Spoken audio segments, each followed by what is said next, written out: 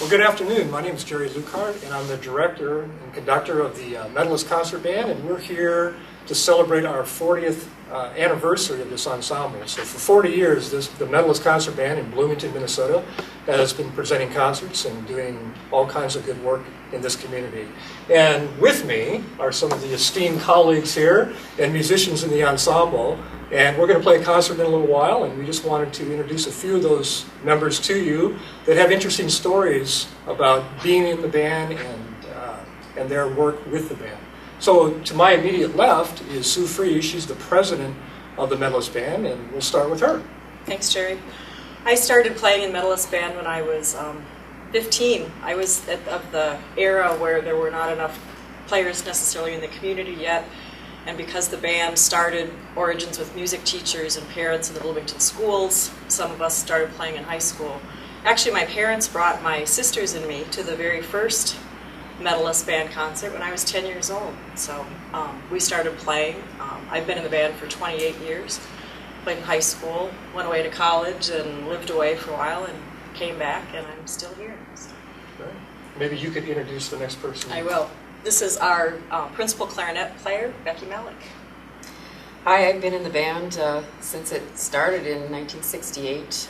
I was in 2 years from 68 to 70 and out for the next 6 years, and then rejoined in 76, and I've been playing ever since. So this is my 35th year in the band, and boy, I don't know where to start. I go back to our original conductor to private lessons with him in the late 50s when he was just a student at the University of Minnesota, and he taught private lessons in the summer. And later on, as when I was in college, I ended up joining a Medalist Band my senior year. I was done with all of my music performance credits at the University of Minnesota, and I wanted to continue playing, so Medalist Band was just perfect for me. It was a once-a-week opportunity to perform. And from there, I mean, it's just been a wonderful experience, I mean, in so many ways for me. Musically, this is a challenging group, an opportunity to perform with so many talented conductors and performers, and I've just loved the musical end of it, and the fact that I've been able to play my whole life has just really meant a lot to me. But along with that, you know, it's a personal experience with the people too. I mean, the people mean so much to me. I have people here that I played with in high school, and I have former private students of mine who are playing in the band right now. All of that just means a lot. I mean, it's just really been a terrific experience. And next we have Jack Zimmerscheid. Hello, I'm Jack Zimmerscheid. I've been in the band since it started. I'm right now the only member that's been in the whole time, and I had gone to mechanical engineering at the university and played in the university band a couple of years, the marching band, the concert band, and then there wasn't anything really to play in for a while. There were some company bands and things like that, and then somebody that I knew mentioned this band that was just starting, hadn't played any concerts yet, it just started rehearsing, and I showed up and been in it ever since. And I know a lot of people that have been through it, seen a lot of people come and go, and quite a few stay, and enjoyed guest conductors that are very notable, and we played in places like Atlanta and Chicago, and even a trip to Norway, which was kind of a highlight of probably my best vacation ever. And it's been a great experience, and it still is, and I promote it with everybody I can think of to get to come to the concerts. And I really very much enjoy it. To my left is Greg Wyman, and he's the principal trumpet of the band, and has been for a number of years. I'm a relative youngster. I've only been in the band for 30 years. when I got out of college, I started as a professional musician, but then got into computer science. So I had a different day job and I was looking for some place to play. I got into this group and it was the high quality musicianship. But then over time, you deal with people that come to rehearsal every week. They're always there. And they get nothing out of it other than their own enjoyment. And they're giving of themselves just to work with the bigger sound of the group. It's really exciting to see that. And then when we travel out to high schools, we're trying to demonstrate that same thing to high school kids, which to me was always so frustrating that so many high school kids stop playing after high school, and they never realize that it's really when they get into college that they begin to have fun, because other people are there because they want to be there, not because their parents pushed them to be there. And that's when the real fun begins. You're doing something greater than yourself, and other people are there. You're meeting so many wonderful people. It's just, and it's something you can do for your entire life. I think that's why we have such low turnover in this band. We have so many people that have been in the band so long. Everybody's so committed to giving of themselves for some other benefit. We get nothing out of it other than the enjoyment of making music, but no money. We get no compensation for it than that.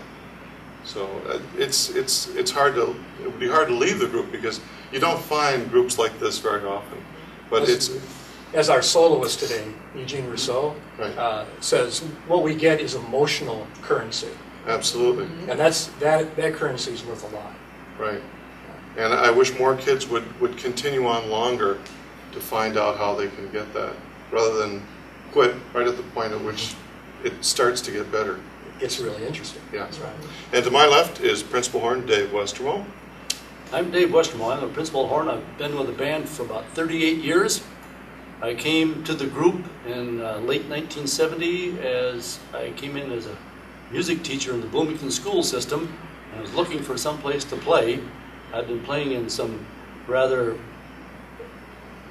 well, lots of musicians have played well. I played in the Carl King Band for quite a few years in Fort Dodge, Iowa, and they were all very extremely talented musicians, and I was looking for the same, and that's where I came into and found out that the Medalist band was, maybe this is the level I'm looking for. And the reason I stay is because the rest of the musicians in this group play so well.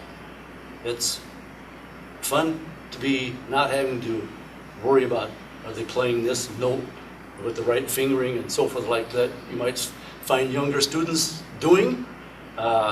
We don't have those kind of problems to deal with. You can make music without the technical things getting in the road, at least too much. But when we go out to visit the high school bands and play along with the students, the thing that we try to encourage them, we sit right with the student beside us. And we try to encourage them to keep on playing even after they're out of school, because it's not like athletics when you finally get an injury or you get too old that you cannot do that anymore. Music is a lifelong really challenge and so rewarding to be a player. And that's what I really, with this band, I don't know how much longer I can stay before age really starts showing its little uglier head. But I'm hoping to last still some years yet. When I look around in this group and I think about how long we've all known each other, and we had a dinner last night and enjoyed looking at a lot of old photos, and people who've raised their kids and gotten married and all come and gone, and of thinking of, you know, I think we've all touched a little bit on the idea of the relationships. It's about more than the making music. I think with the community band, you think of the people and that we see each other Monday nights and we've traveled together and we've all kind of been through things together. I think of, I never wanted to be a music major. I always wanted to play, and I've always been fortunate enough to find something good to play in. But I look at the relationships in my life. My sister is in this band, and we've done this since we were little kids together, and my best friend is in this band. I can think of years that I could look around. There were 4 of my music teachers were in the Medalist band. And those are experiences that I wouldn't trade for anything. These sort of lifelong relationships of people that enjoy the same things and have the same values I do about wanting this to be a really good experience. So as the conductor and to our viewership today, it's a real privilege to work with this ensemble. As you can tell from speaking to my colleagues here, that it's not only about the music, but it's also about the depth of the persons and the people that they are and what they bring to it on a very broad scale. So we exercise our mission today, and that is to bring music to the broadest audience that we can, and we really look forward to it. Some of the highlights of today's performance, we have a new composition commissioned for the 40th anniversary by a local composer, Carol Barnett, and we look forward to putting that in the air for the very first time. We also have world-renowned saxophone artist Gene Russo doing a couple works with us today.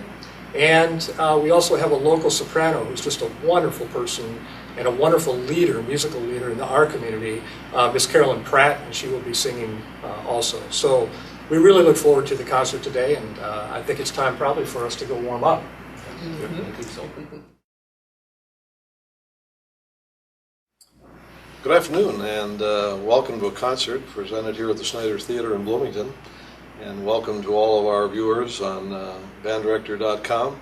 We're pleased to be here today presenting a concert, a 40th anniversary concert with the Medalist Concert Band of Bloomington. And we're looking forward to it. You've talked with some of my colleagues in the past, and I'm sure they, along with I and about 1,000 people here at the Snyder Theater, are going to do our very best to give you a concert that is going to involve the past, some of the selections that the band has done through the years, over its past 40 years. An opportunity to hear Dr. Gene Russo doing some wonderful work. Carol Barnett's Romp, which is a new piece for concert band that I think all of you that are band directors are going to find extremely interesting, and it'll be a real challenge for you. We hope you enjoy it. As the older member of this group, I was one of the founders of the band 40 years ago, and I'll do my very best to keep with the group as we do Sylphonic Rhapsody by Carl Friedemann, 1905 piece, and then Peter Graham's selection for percussion and band, originally a test piece in the British Isles, that I think you're going to enjoy as well. This concert represents 40 years of hard work by a lot of amateur musicians with a lot of commitment and dedication. The band was originally formed in 1967, 1968 with three primary purposes in mind. One was to present concerts to the citizens of Bloomington, Minnesota on a professional level. Secondly, to give students who came through the programs, the music programs in Bloomington, an opportunity to continue their valuable skills and to have an opportunity to play after high school and college as a vocation, as a hobby, but they so much enjoyed music, and as a continuation as young adults and into adulthood, an opportunity to play. And then lastly, and probably most importantly, our band, we wanted for these past 40 years to serve as a role model. The band does approximately 15 to 18 concerts a year. A lot of these concerts are done in conjunction with area high schools, where the bands play separately and then they get together, so you have a 13 or 14-year-old student playing alongside of a seasoned professional. And this melding is a real opportunity for kids to sit next to perhaps a role model and maybe visualizing what they could do probably 20, 30, 40 years hence as a member of a community band in the community in which they happen to be residing. So it's going to be an interesting concert. We're so glad you tuned in. Banddirector.com, of course, is a real outlet for all of us in the music education field, a real resource, one-stop resource for just about all of your needs in the music education field. But welcome to our concert. We hope you enjoy it. Good afternoon. We're back at the Snyder Theater in Bloomington, Minnesota. And it's a special treat on our concert today. We've got probably the world's foremost saxophonist, Dr. Gene Russo. Dr. Russo has played with the band on several occasions, and he plays throughout the world, and we're just delighted to have him here in Bloomington. And welcome to Bloomington, sir. And Thank you so what are you much, going to be Earl. what are you going to be doing this Well, afternoon? thank you. I'm looking forward to this very much. As you indicated, I played with the band on numerous occasions. In fact, we were together in Chicago at least once, maybe twice. Yes, and Japan. And Japan.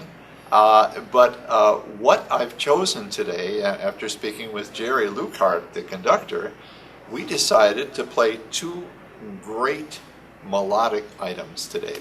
We have the Gershwin, a medley from Porgy and Bess, and then we're going to do Tosca Fantasy, which is a collection of some of the best themes from the opera Tosca. It's terrific. And when we play Puccini, as my late colleague Jimmy Abato would say, you can smell the garlic.